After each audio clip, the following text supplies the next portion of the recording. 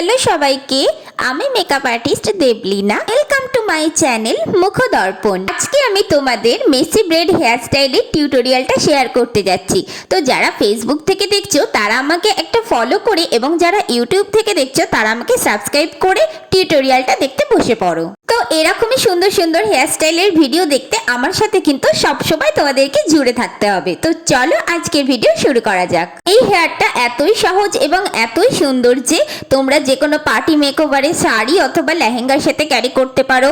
হলদি bride, বিদ্রি bride বা মেহেন্দি অনুষ্ঠানে লেহেঙ্গার সাথে তোমরা এই হেয়ারটাকে ক্যারি করতে পারো। যে শুধু একটুখানি মন দিয়ে শিখে নাও। আমার হেয়ারটা অনেকটা ডান হওয়ার পরে আমি ভিডিওটা স্টার্ট করছি, তো তার জন্য তোমাদের বুঝতে খুব একটা অসুবিধা হবে না, আমি আবার বলে দিচ্ছি। তোমরা এবার পাশের ছবিগুলোতে একটু লক্ষ্য করো।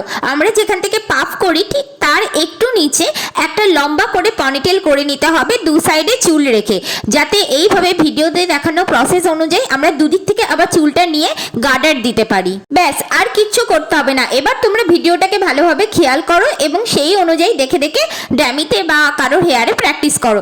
দেখো তোমরা ইজিলি এইভাবে করে গোটা হেয়ার স্টাইলটাই করে ফেলতে পারবে। মাঝের গোছাটা ছেড়ে পাশ থেকে দু সাইডে চুল নিয়ে নেওয়ার পরে আমি কিন্তু একটা গার্ডার দিয়ে আবার দেখো ওর ভেতর দিয়েই কিন্তু চুলটাকে উল্টে দিচ্ছি, মানে পেঁচিয়ে নিচ্ছি, ভিতর দিয়ে আবার ঢুকিয়ে সেটাকে নিচে দিয়ে টান দিচ্ছি। তাহলেই কিন্তু তোমরা এবার পুলিংটা করতে পারবে। আশা করি দেখে বুঝতে পারলে যে আমি এখানটায় কি করলাম। খুব একটা জটিলতা নেই, ভালো করে ভিডিওটা খেয়াল করো তাহলেই বুঝতে পারবে। তো গার্ডারটাকে আমি একটুখানি টাইট করে নিয়ে আস্তে আস্তে করে ওই যে পেঁচিয়ে দেওয়ার ফলে যে তোমার লাইন্সগুলো এলো, তো সেগুলোকে ধরে ধরে আমি টান দেব আর ওই রকমের একটা এফেক্ট চলে আসবে। তো দেখো আমি ভিডিওতে কিভাবে টান দিচ্ছি, তোমরাও কিন্তু সেম ভাবে করবে, তাহলেই কিন্তু আমার মতো হেয়ার স্টাইলটা হয়ে যাবে। তো এখানে হয়ে যাওয়ার পরে লাস্টের যে পার্টটা থাকবে, মানে যেখানটা এন্ডিং হবে, তো সেইখানে গার্ডারটা যাতে দেখা না যায় সেই জন্য আমি এভাবে চুলটাকে পেঁচিয়ে নেব এবং ব্রেডের যে এন্ডিংটা, যে ছাড়া পোর্শনটা, ওইটাকে আমি আইকনিকের টং মেশিন দিয়ে কার্ল করে নেব, যাতে ফিনিশিংটা সুন্দর লাগে, কোনোভাবেই যাতে বেকাপ্পা না লাগে। তো চলো রেডি হয়ে গেল আজকের হেয়ার স্টাইল।